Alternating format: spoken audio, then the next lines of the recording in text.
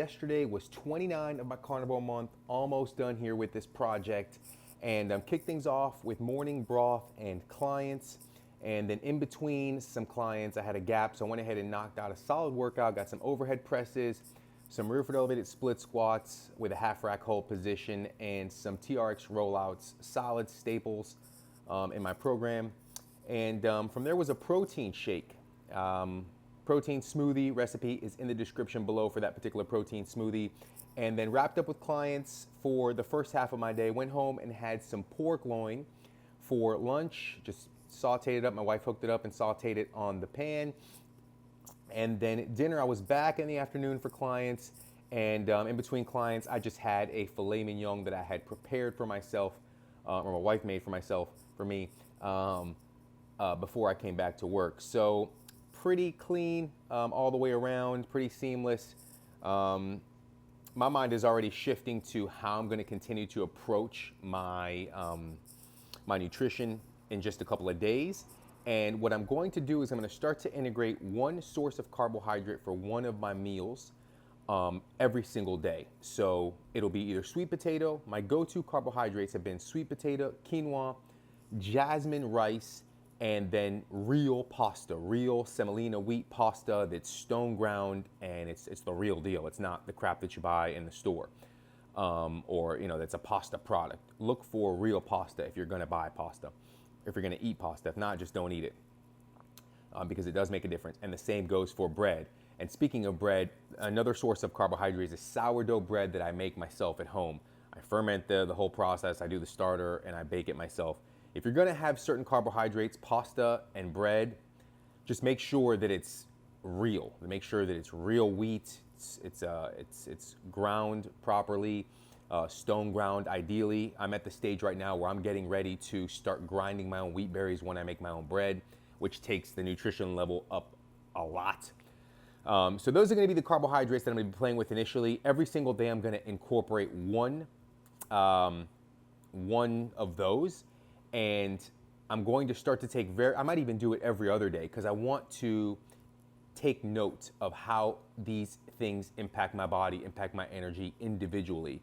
So those are going to be the 5 sources I start with: quinoa, sweet potatoes, real bread, real pasta, and jasmine rice. I probably won't do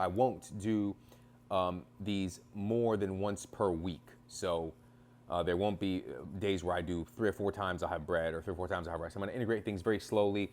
Another thing I'll probably integrate is nuts, so walnuts and pecans for snacks. And then what else? There's one more thing. I'll continue to have my protein smoothies and my broth as I normally have. And there was one other thing that I was gonna integrate, and it totally slipped my mind. But I will definitely mention it. So the way I'm gonna do my updates is I might do them on a daily basis the way I have. I might do them every other day. I might do them once a week where I'll kind of just check in. Tomorrow I'm gonna do a quick body composition analysis. Here at the facility, we have an InBody body composition tool that's gonna take body fat, weight, and all that good stuff. And I'm gonna get a baseline of where I am today. Something I probably could have done prior to the carnivore, but in terms of weight, I really haven't fluctuated much. I generally live between 189 and 192 pounds is where I live. If I get into the low 180s, it's because I either haven't been eating much, or I haven't been training much, and I haven't been there in a few months.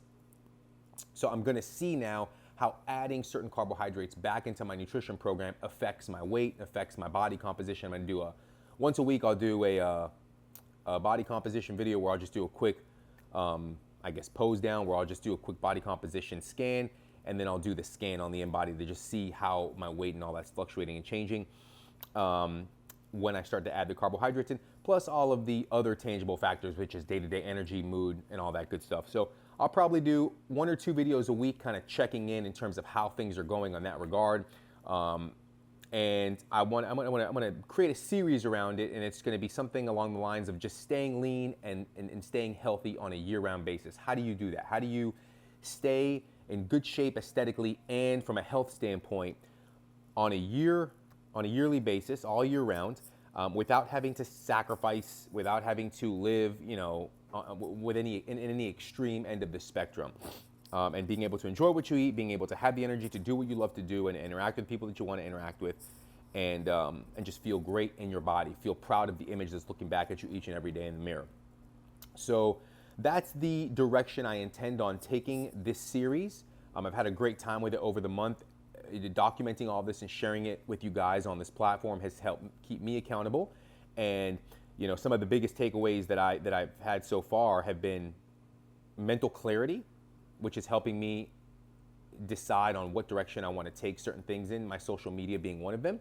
And then also just day-to-day energy. So having the energy to do X, Y, and Z, when in the past, maybe too many instances would come up where I didn't feel like doing certain things. So those have been two really positive takeaways, and I'm going to try and keep a lot of the actions that have produced those results intact. If it ain't broke, don't fix it.